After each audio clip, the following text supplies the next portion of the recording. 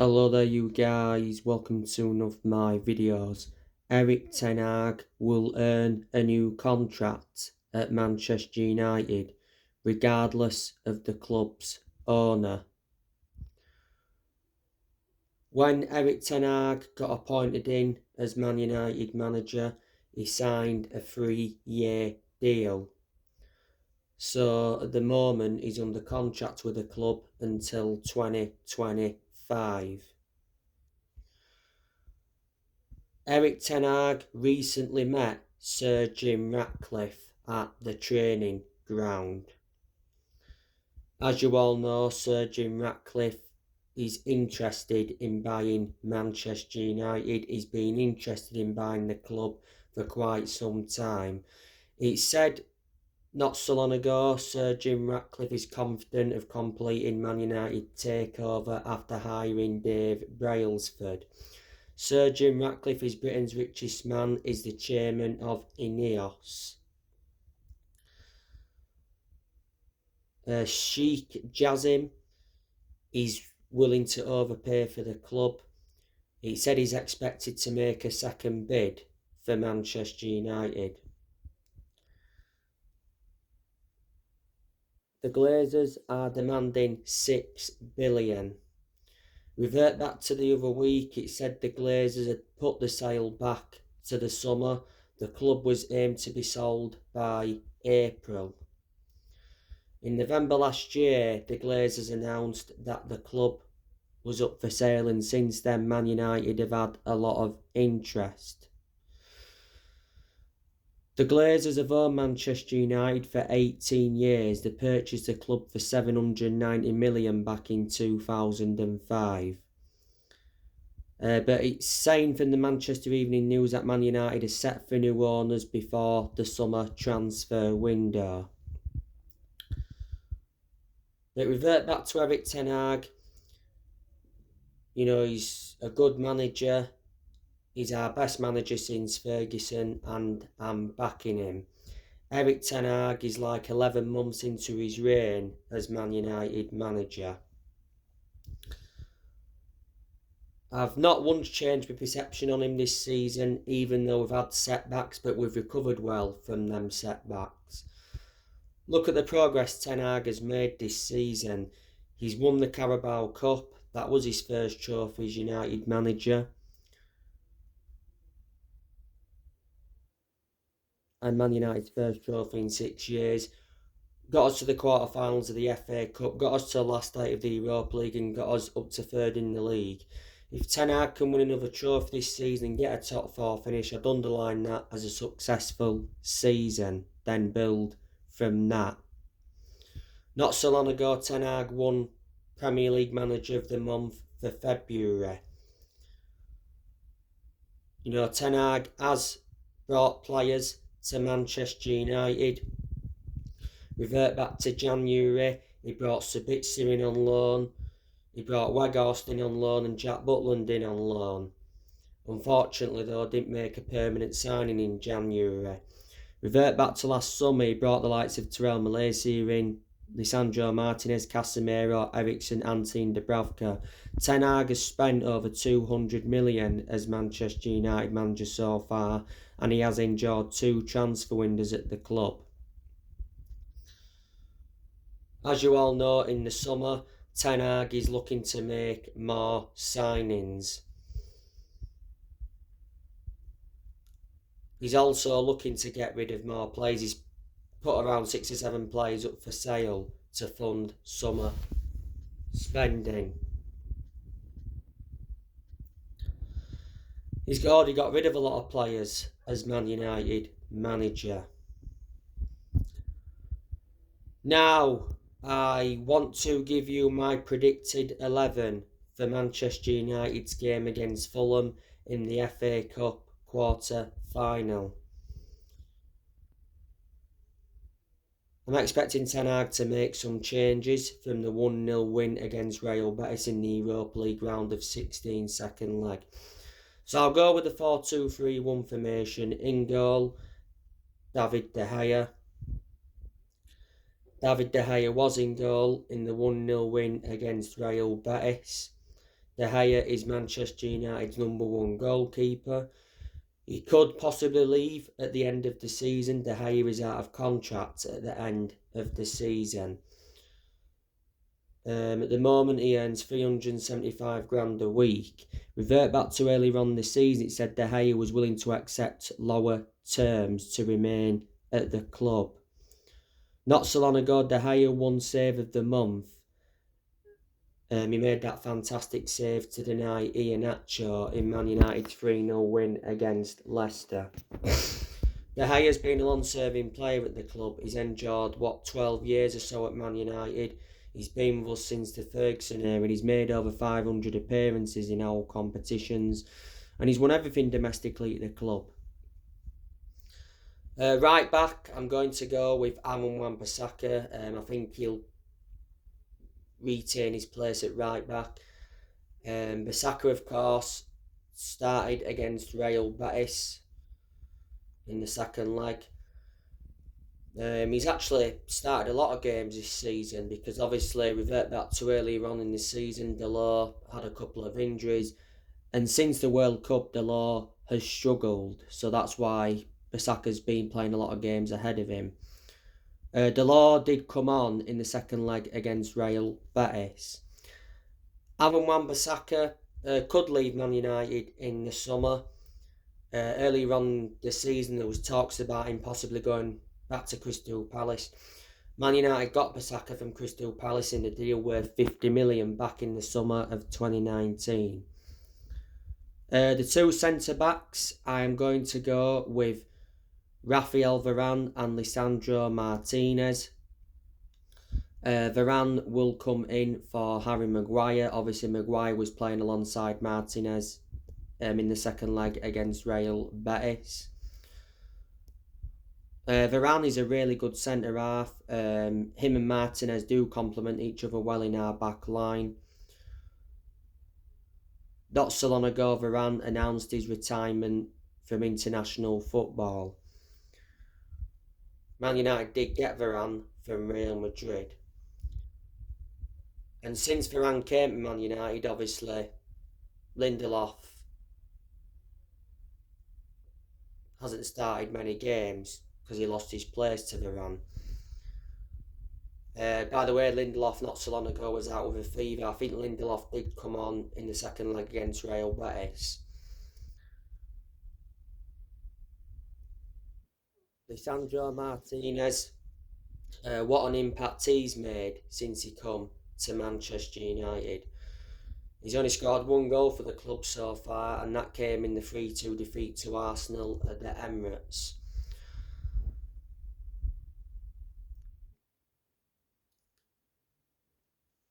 Left back, I'm going to go with Luke Shaw. I think he'll come in for Terrell Malacia. Terrell Malacia, of course, started in the second leg against Real Betis. Luke Shaw played no part in that game. But Luke Shaw is still Man United's first choice left back. He's enjoyed a good season. He was very poor in the 7-0 humiliation by Liverpool. He was looking up to be sent off in that game. But prior to that, I think he's done well. Luke Shaw has endured around 9 years at the club, so he has been a long-serving player. He's injury prone, which is a concern. He's had a lot of injuries as a United player. He had the same problem when he was at Southampton. Man United did get Shaw from Southampton. The two centre midfielders, I'm going to go with Marcel Sabitzer and Fred. Sabitzer will come in for Casemiro. Casemiro can't play in this game against Fulham because he's suspended. He's going to be serving a 4-game ban. Casemiro got sent off in the 0-0 draw with Southampton. Don't get me wrong, it was a harsh decision. It was Casemiro's second red card of the season. Revert back to February, he served a 3-match ban. As you all know, Man United decided to not appeal against Casemiro's red card. Casemiro did play in the second leg against Real Betis. Obviously, his ban doesn't apply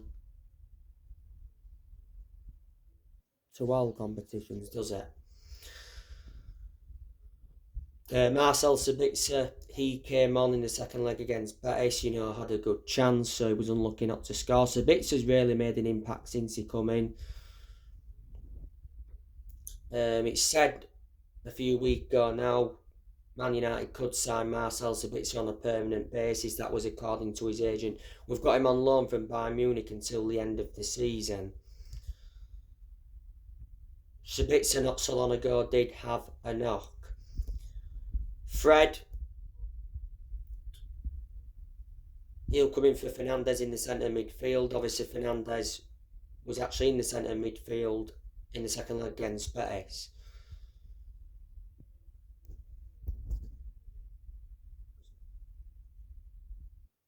Fred actually played in the number 10 against Betis in the second leg. Fred, I've been really impressed with him in the last few weeks. Aspects of his game have really improved. Fred could stay at Man United in the summer, even though last year actually said that Ten Hag decided to sell him. Towards the end of last year, Man United extended Fred's contract by a year. Man United got Fred from Shakhtar Donetsk in a deal worth 50 million. Obviously, Eriksen's not available for this game because he's still out with an ankle injury.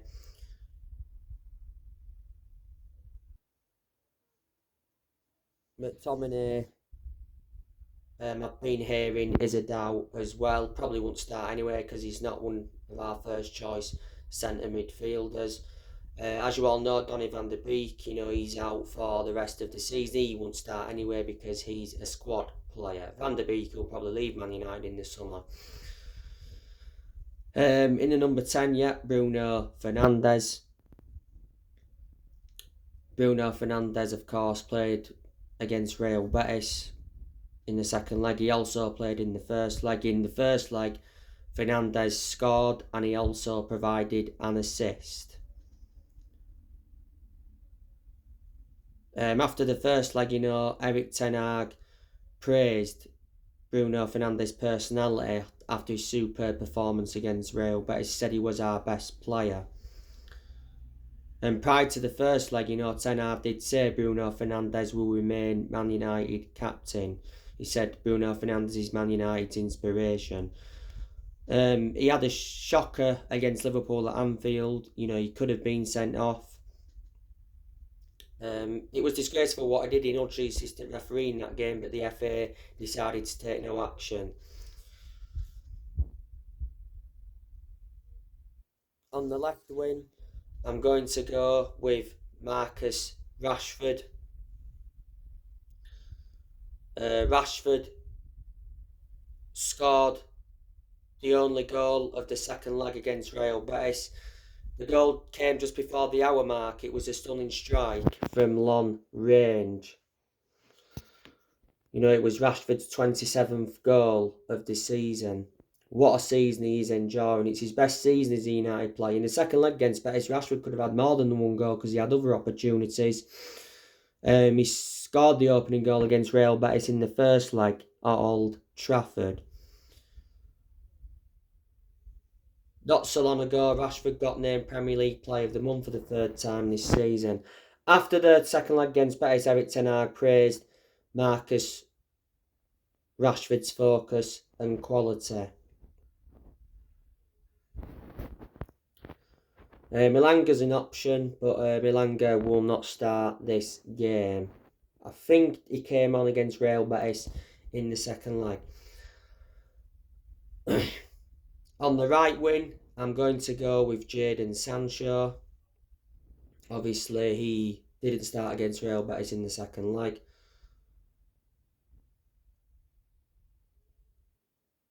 Or did he? I can't remember.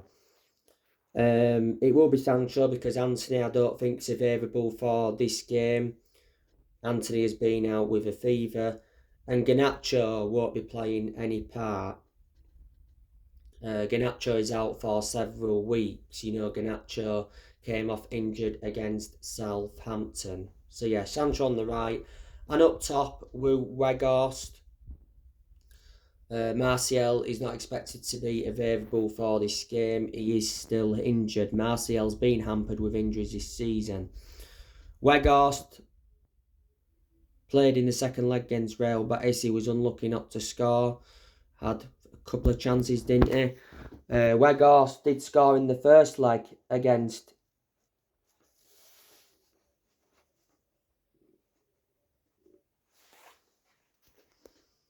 Real Betis. That was his first Old Trafford goal. In that game, Weghorst could have had more than one goal. He had other opportunities. He had a goal ruled out for offside. Man United have got Weghorst on loan until the end of the season. So anyway, that's how I think Manchester United could line up this afternoon against Fulham.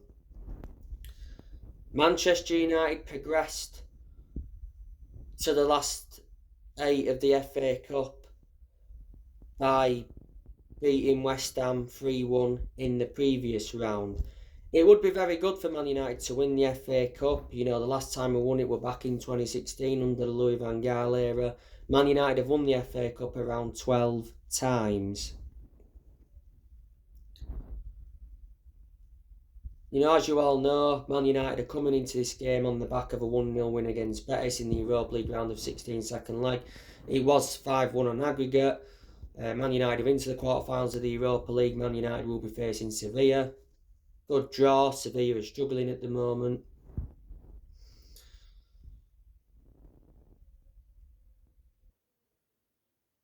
But if you do remember rightly, Man United are winless in the last 2 league games. Building up to this game, you know, ERIK Ten Hag has mentioned a few things. He said, we need to set a winning culture, we need to win all our games.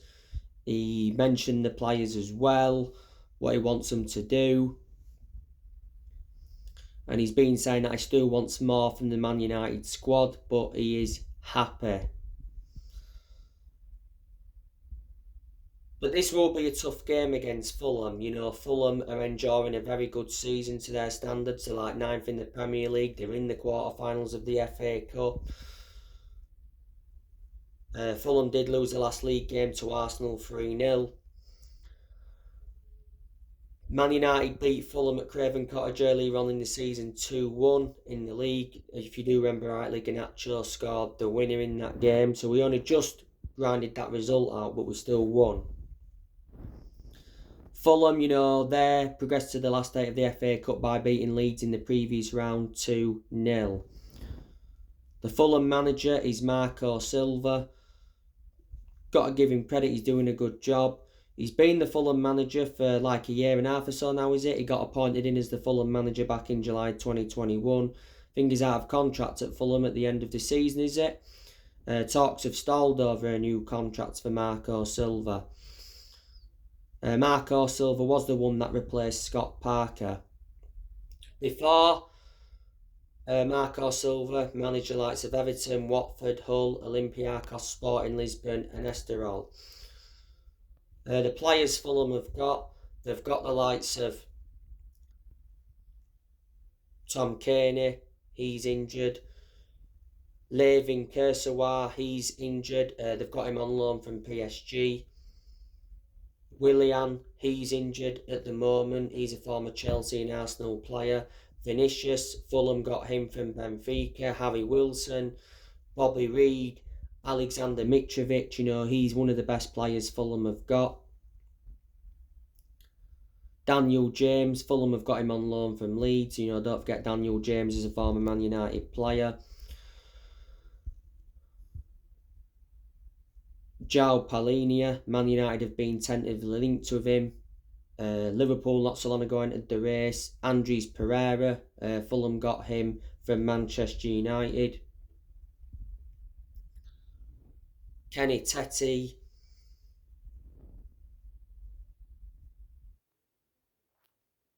Issa Diop, you know, Fulham signed him from West Ham. Shane Duffy, Fulham signed him from Brighton. So they are quite a lot of the players that Fulham do have. So anyway guys, later I'll be on for match reaction. Drop your comments, likes below on the channel if you do consider subscribe as always, and take care. God bless.